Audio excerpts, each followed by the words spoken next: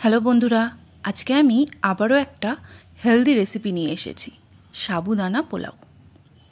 তার জন্য আমাদের লাগবে সাবুদানা। মোটামুটি ৩-৪ বার ভালো করে সাবুদানা ধোয়ার পরে 1 কাপ সাবুদানার সাথে 1 কাপ জল, এই রেশিওর সাথে ভিজিয়ে রাখতে হবে। মিনিমাম ঘন্টাখানেক ভেজালেই হবে। এই রেশিওতে যদি আপনারা সাবুদানা ভেজান তাহলে ঝরঝরে পোলাও তৈরি হবে। এবার তাহলে শুরু করা যাক। কড়াই গরম করে তাতে কিছু বাদাম, পিনাটস আমরা রোস্ট করে নিচ্ছি, সুন্দরভাবে রোস্ট করে নিচ্ছি। বাদাম রোস্ট আমাদের কমপ্লিট হয়ে গেছে। এই বাদামটা আমরা ছোট ছোট করে ক্রাশ করে নেব বা কেটে নেব। কড়াইয়ে সাদা তেল গরম করে এর মধ্যে প্রথমে গোটা জিরে ফোড়ন দেব।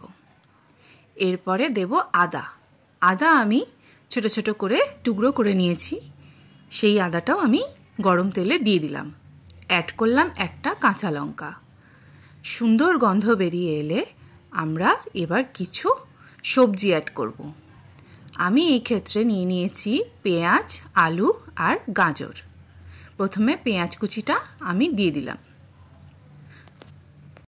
হালকাভাবে নাড়িয়ে হালকা ভেজে নিয়ে এর মধ্যে আমি অ্যাড করব আলুও আমি ডুমো ডুমো করে কেটে রেখেছি, সেই আলুটা আমি এই পেঁয়াজের মধ্যে দিয়ে দেব।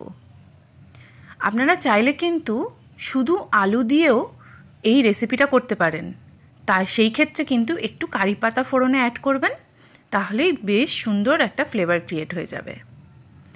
আচ্ছা, আলু আমি দিয়ে দিলাম। এবার এটা সুন্দরভাবে ভেজে নিয়ে আমি একটা ঢাকনা দিয়ে দিচ্ছি।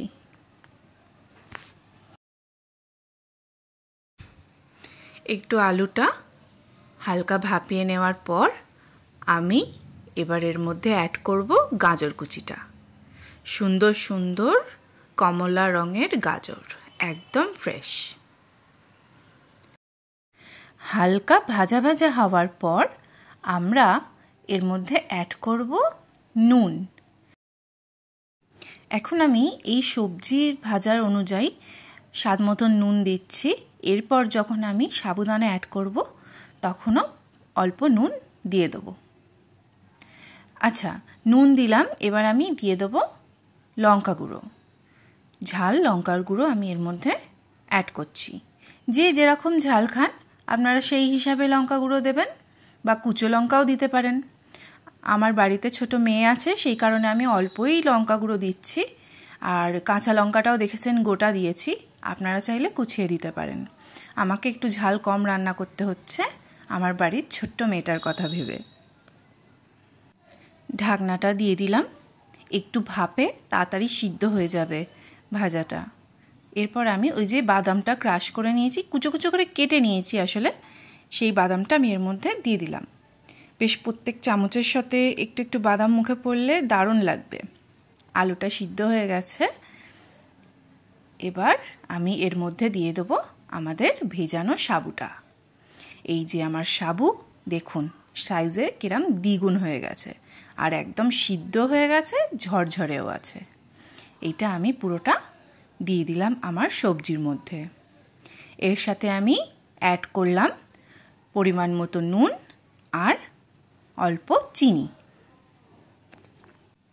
এবার আমরা হালকাভাবে আমাদের মশলার সাথে এই সাবুদানাটা সুন্দরভাবে মিশিয়ে নেব।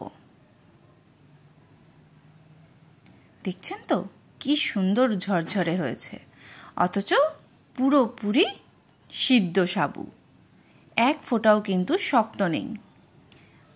রেশিওটা মনে আছে তো?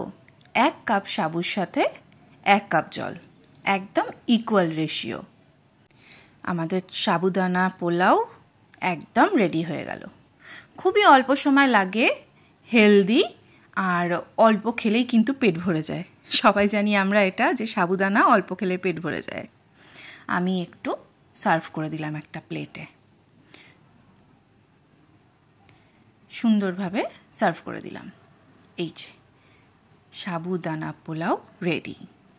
ভিডিওটি ভালো লেগে থাকলে অবশ্যই একটা লাইক করে দেবেন। চ্যানেলটা সাবস্ক্রাইব করে দেবেন নতুন ভিডিও পাওয়ার জন্য। আর কমেন্ট করে অবশ্যই জানাবেন কেমন লাগলো রেসিপিটা। ততক্ষণের জন্য টাটা।